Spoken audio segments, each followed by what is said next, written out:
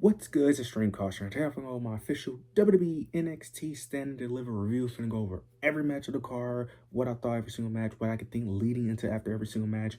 I was there in attendance, and this show was amazing from top to bottom. I don't know how it was on TV, but I know the crowd reaction was great. I know some of the Twitter responses is that we weren't loud and the venue was small, which I don't really understand that criticism. Like, the whole point of a wrestling show is to bring great TV. Who cares about the venue personally? But I know in the crowd, we was loud. We was loud in the crowd. I don't know how I present on TV, but from what I heard, it seems like we weren't making noise, but we was loud in the crowd. So unfortunately, I guess whether it was production or maybe we weren't just loud enough. But from my experience, we was loud. But I thought overall show was great. This was an amazing show from top to bottom, man. This Stand and Deliver absolutely delivered, but I'm going to go ahead and jump straight into the review. Stand and Deliver kicks off with the women's NXT triple threat match between Lola Vice, Kendall Gray, and Jacy Jayne. This match was great. This match was great.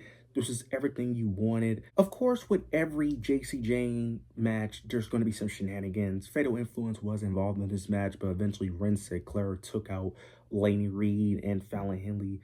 We ended up getting a spot where Jacy Jayne was going for a pin on Kendall Gray, and then Lola Vice ended up putting Kendall Gray's legs on the rope, which I thought was a bit confusing because it's a triple threat match, which means it's no DQ. I don't understand how we're counting rope breaks and then no DQ. That was a bit confusing. They could have just made it where she broke the pin instead of, but that was a bit confusing. But nonetheless, we do get towards the end. Jacy Jayne ends up hitting a running knee on Kendall Gray. Lola Vice ends up hitting her back fist, becomes your new women's NXT champion. I'm happy for Lola Vice. I know I haven't been the biggest Lola Vice supporter, but Lola Vice this past year has really impressed me. She has really grown on me a lot, and I'm happy for her. The improvement that she has took since she first got in NXT, I think in 2024. I remember the days when she was with Elektra Lopez. I remember that. Like, from then to now, it's amazing how much she has improved in ring, from a character, all of that. And I'm very excited for her reign. I don't know how long she's going to hold it for, but I'm excited for her reign. She was the right person to dethrone Jake. Well, she was one of the right people to dethrone Jake. I don't think it was just one possible right person, but she was one of the best choices to dethrone Jacy Jayne. I know some of the Kendall Gray fans are going to be upset, but this doesn't affect her at all. This doesn't affect her at all. This isn't going to ruin her momentum. She has plenty of time to win the NXT championship. She will be just fine. She's going to be in NXT for a while, so she'll be just fine. She'll be okay. Jacy Jayne, what's next for her? I'm assuming will be a main roster call-up. That's the only thing that makes sense to me. There really isn't any other story for Jacy Jayne to tell unless you want to break up Fatal Influence, which will be a huge mistake. They should stay together. They need to get called up together. Lainey, Fallon, women's tag team division, Jacy Jayne, women's mid-card division. Easy as that. There's really nothing more for Jacy Jayne to do. She told a perfect story, perfect character for what she's done for that NXT Women's Championship. It's time to move on, which I'm not mad at because, like I said, if Jacy wasn't going to retain, Lola Vice was my pick, and I'm happy that Lola Vice is your new women's NXT champion. We get something new, something refreshing, get some new matchups. So very interested to see how this plays out. But this was my match of the night, personally. This was the best match in the card. This was an absolute banger. I loved everything from this match from beginning to end. This was just a great match, bro. The women in NXT just deliver every single week, and they continue to impress me every single week. So very excited to see what's next for these women. Moving on to the NXT Tag Team Championship match between Los Americanos versus the Vanity Project. This was actually the second best match in my opinion. This match was absolute banger. This match actually surprised me because I knew the match would be great. I didn't know it would be as great as it was. I was extremely invested into this match. Los Americanos was getting amazing pops. Vanity Project was getting amazing heel heat even after the match. I don't know if it was caught on TV, but after the match, they was getting "You Suck" chants, which was great for Vanity Project. But this match was great from top to bottom. Tyler Bate, Pete Dunne doing what they typically do. I love how they have Pete Dunne and Tyler Bate mix in like some new wrestling moves within their old style, pretending to be something that they're not, which I think is hilarious. We do get towards the end where Jackson Drake does get involved. He ends up attacking one of them. I think it was Pete Dunne, but I'm not sure. This allowed Ricky Smokes and Brad Baylor to take advantage, which I did like because they should be retaining those NXT tag titles, which they did. We do end up getting a segment later in the show where Blake Moreau and Vanity Project looks like they're going to be teaming together because they've been teasing this thing with Vanity and Blake where Vanity Project have been hitting on Blake, but Blake constantly rejects them. But now she's, I don't know if she's taking a liking to them, but it looks like they're going to be a pairing, which I actually think works perfectly with the Vanity Project's gimmick. Personally, I think Blake Monroe and Vanity Project, I think the two gimmicks work perfectly together. So I'm actually interested to see how this dynamic works and interested to see how they help each other out. Because typically, when situations like this happen, typically you don't see the men involve themselves in women's matches like that. You typically see more of the women involving themselves in men's matches.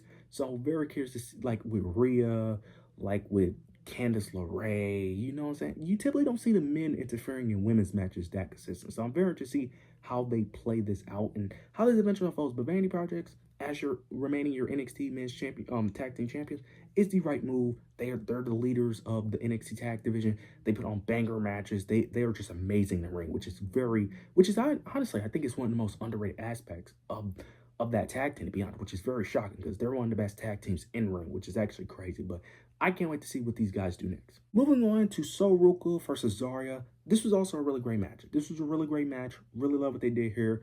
Both women look great. Zarya looked very strong. She ate like 3 soul snatchers, if I'm not mistaken. She was eating a lot of finishers in this match. But Sol Ruca does pick up the victory, which I am a bit confused on because next week Sol Ruca has a match against Izzy Dane, which I'm also kind of confused on because why?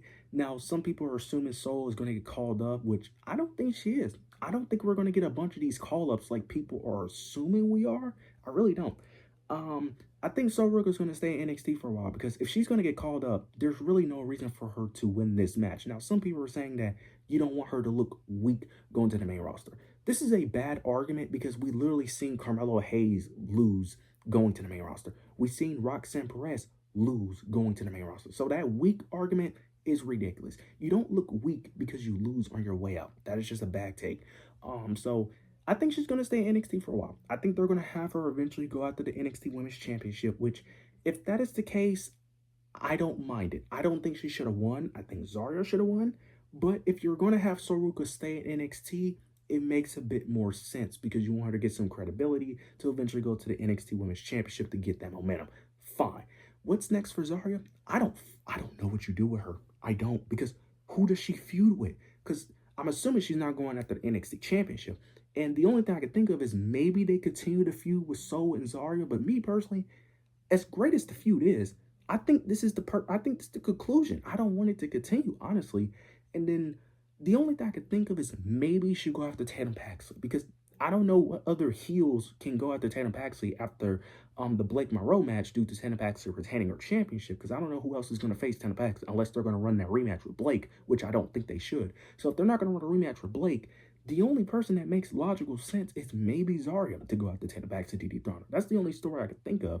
So I don't know what you do with Zarya outside of maybe Tatum Paxley, but due to this loss, she's going to have to rebuild some credibility. But with Sol Ruca, I'm assuming they're probably going to have her go after the NXT Championship eventually because there's no reason for her to beat Zarya just to get called up to the main roster in 2 to 3 weeks. No, might as well just keep her in NXT, which I think they're going to do. I think they're going to do similar to what they did with Roxanne Perez a bit, or maybe Trick Williams, because Roxanne Perez stayed in NXT for a bit, eventually won the NXT title, then lost it. So I think they may go that route with Sol Ruca. But nonetheless, this was a great match. I think the wrong winner won the match. I think Zarya should have won. But nonetheless, it was a great match nonetheless. Now we get the Women's North American Championship match between Tatum Paxley versus Blake Monroe. This was a really great match. Really enjoyed this match. Blake Monroe came in as North American Champion due to her stealing Tatum Paxley's title. Tatum Paxley wants her title back. This was a really great match from top to bottom. We got some shenanigans. Blake Monroe ended up taking the turnbuckle off the turnbuckle pad off the turnbuckle, trying to put Tatum Paxley through it, but failed.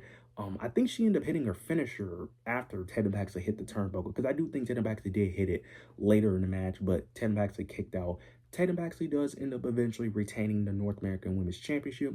Curious to see what they do with Blake Monroe. Now, some people, we need to calm down with Blake Monroe is getting buried in NXT. Look, not every new signee needs to be this over-dominant person, bro. Not every signee needs to win everything. Like, I don't know why WWE fans have this thing where anytime someone new signs from a big company, they got to go in and dominate.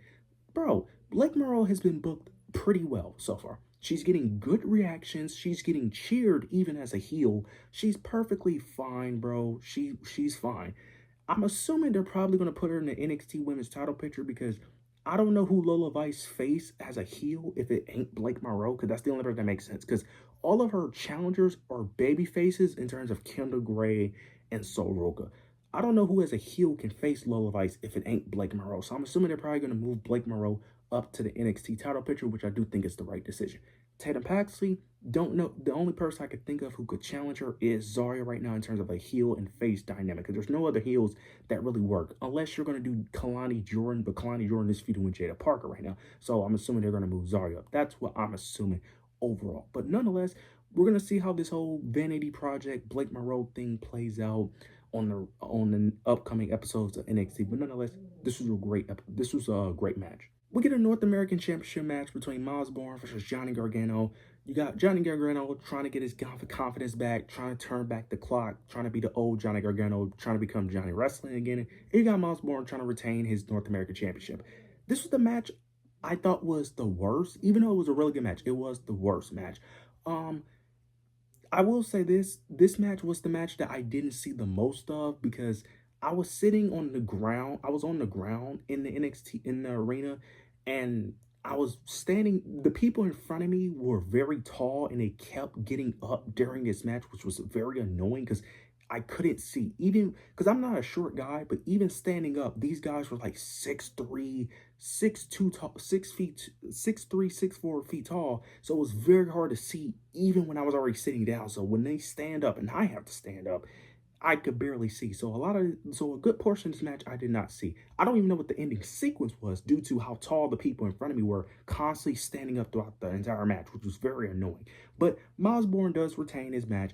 There was a moment in this match in the beginning of the match where Johnny Gargano did start laying down again, which I thought was hilarious. But Johnny Gargano did put up a good fight. But Miles Bourne does retain, which was the correct choice. Now, Miles Bourne did get booted in this match, which was very unfortunate because I did say this was going to happen, that this was just a bad matchup for Miles Bourne because you're putting against Johnny Gargano, who is an NXT legend, who has loved the NXT. So putting him against him, he was always going to get booed, which was a bad decision. I don't understand why they thought it was a good idea. I understand when they wanted him to beat Johnny, but in terms of a babyface dynamic, he was always going to get booed, which was just a bad situation to put Miles Bourne in. But Miles Bourne retains. After the match, though, we get Dion Lennox attacks Miles Bourne after the match, which I did expect Dion to eventually go after Miles Bourne because there isn't many heels for Miles Bourne to face if it isn't Dion Lennox in that men's division, who are also ready. Because you could go like Keanu Carver and Jasper Troy, but they're not ready for that North American title spot yet. So in terms of being ready for that spot, Dion makes perfect sense. So I'm very interested to see what they do with that feud, to see if that feud will be very interesting. So very interested to see how that plays out. We finally end up getting the main event, the NXT Fatal 4-Way Championship match between Joe Hendry, Ethan Page, Tony D'Angelo, and Ricky Sainz. This match was great. This match was really great. I don't think it should have main evented, but I'm not mad that it main evented because this match was great. This was probably like the third best match on the card, but it was a really great match overall. I love the dynamic of Ethan Page and Ricky Sainz constantly, making mistakes over each other. There was moments where they constantly hit each other. There was one moment where Ethan Page used Ricky Sainz as a weapon. He ended up doing like a suplex onto Tony D'Angelo using Ricky Sainz to attack Tony, which I thought was hilarious. It was one moment where Ethan Page was on the top rope. Ricky Sainz and Joe Hendry were both on the ground, and he purposely attacked Ricky Sainz on purpose, which I thought was hilarious. Then eventually they start attacking each other on the outside, being fed up with each other, constantly going after pins for each other, constantly breaking pins. This was hilarious, bro. This was hilarious, bro. When they get called up, they need to be called up as a tag team, bro. Make them a tag team, because they are perfect together, bro. It is hilarious how great they are together, bro. Like, make them a tag team whenever they do get called up. Do not separate them two at all. Keep them together. They are fucking hilarious. But we do get towards the end. Tony D'Angelo ended up tackling Ricky Sainz and Ethan Page on the announce table. The announce tables break, gets back in the ring, hits a spear on Joe Hendry, picks up the victory. So Tony D'Angelo is your new NXT champion, which I'm not mad at because anyone who knows me knows I'm a Tony D'Angelo fan. Now, I haven't been the biggest fan of his gimmick, but in terms of before his gimmick, I was a huge fan of Tony D'Angelo. His Mafia stuff was amazing. I've been loving Tony D'Angelo since I first started watching NXT, and I am growing to like this new character. And if you wanted to build this new character up, him winning the NXT championship is the way to go. And he actually got a good reaction. I thought he was going to get booed in this match. He didn't. He got actually cheered, which was great. Because Tony D'Angelo has worked extremely hard and he's been in NXT for a very long time. So him finally winning the NXT championship is great. And I think he's the only person to win every championship in NXT. The Heritage Cup, North American Championship, NXT Tag Team Championship, and the NXT Championship. So the fact that he's a Grand Slam champion in NXT, I'm happy for the guy. Very interested to see what direction they go with him, honestly, because you could see either Joe Hendry, him having a feud. You could see potentially continuing the whole saga of all four of them feuding with Ethan, Ricky, Joe, and Tony. I'm very interested to see how this all plays out. I think this adds another element to his character. So I'm very interested to see how this overall works for his title reign. Overall show was great. This was damn near a 10 out of 10 show. The only thing that doesn't make it a 10 out of 10 for me personally is really Soroka winning. But even then, that doesn't hurt the show that much. But I still think Zarya should have won, but overall, this was an amazing show. Damn near perfect from top to bottom. You guys let me know your overall thoughts and opinions down below. Make sure you like, comment, subscribe. Make sure you hit the notification bell so you don't miss any of my content. But yeah, that's it.